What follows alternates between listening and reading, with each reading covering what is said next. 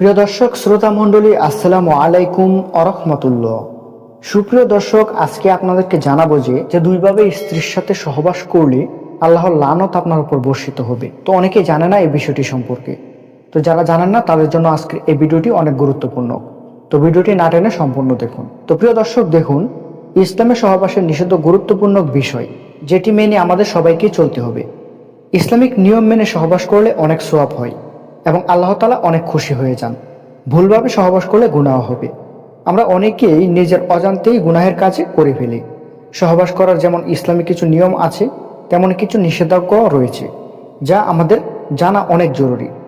সর্বপ্রথম, মাসিক বা পিরিয়ড চলাকালীন সময় সহবাস করা যাবে না। অনেকেই স্ত্রীকে জোর করে মাসিকের বা পিরিয়ডের সময় সহবাস করে। পিরিয়ডের সময় নারীদের পেটে ব্যথা হয়ে থাকে, তাই এই সময় স্ত্রীর সাথে মিলন করা থেকে বিরত থাকতে হবে। তারপর হচ্ছে পায়ুপথ বা মলদ্বারে স্ত্রীর সাথে মিলন করা যাবে না। এটা সম্পূর্ণরূপে নিষেধ করা হয়েছে। আপনার স্ত্রী আপনি যেভাবে খুশি সেভাবেই মিলন করতে পারবেন, কিন্তু মলদ্বার বা পেছনের রাস্তা দিয়ে করা যাবে না। এটি সম্পূর্ণরূপে নিষেধ করা হয়েছে। এতে আপনার অনেক গুনাহ হবে।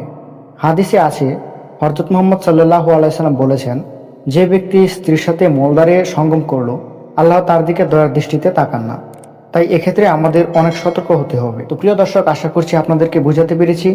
ভিডিওটি ভালো লাগলে অবশ্যই একটি লাইক করবেন এবং আমাদের চ্যানেলে নতুন হয়ে থাকলে সাবস্ক্রাইব করবেন। আসসালামু আলাইকুম, আল্লাহ হাফেজ।